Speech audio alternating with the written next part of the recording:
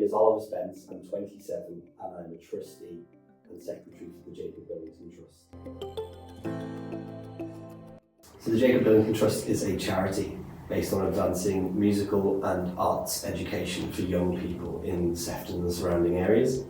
So we work a lot with other charities and music providers like Harmonics and In Another Place to provide subsidised lessons for young people in various arts and music. I chose to become a trustee because we had the idea of starting this charity following when we lost one of our friends, Jacob Billington, and we'd done a bit of charity work against knife crime, but decided we wanted to start a charity more to celebrate what he was like in life.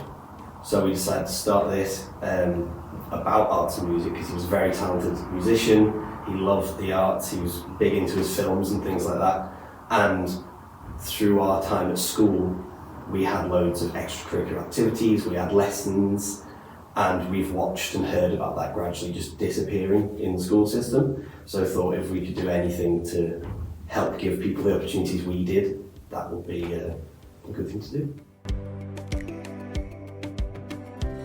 The challenges we found around becoming trustees, and we'd started the charity ourselves, and so we found ourselves going through all the legislation, which as laymen's was very difficult. We did get a lot of help from certain people like Maggie here at CBS and things like that, but it took a lot of time and a lot of effort. I mean, we got there and we've got them all written, but it's a bit challenging to understand the vernacular behind these policies and try and make sure that you get everything covered and make sure that you're not leaving yourself open to any problems later down the line. It's difficult to try and manage your time when I'm the trustee of a charity but also work full time. As the secretary, I'm in charge of managing the emails, so that is something I can do throughout the day when at work. I can just quickly pop on, check the emails and reply to important things. But mostly when it comes to organisational things or going through any of the other information we've got to go through, looking at policies, writing policies, that's something I'll do in the evenings.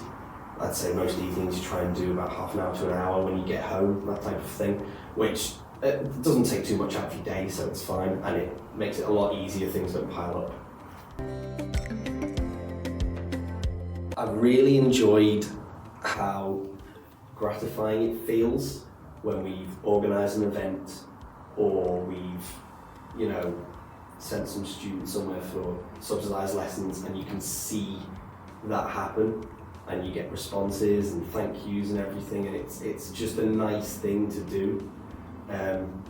Almost sounds a bit selfish there, I'm doing it to feel good, but it does really feel good when you can see what you've done coming to fruition and really affecting change and affecting people.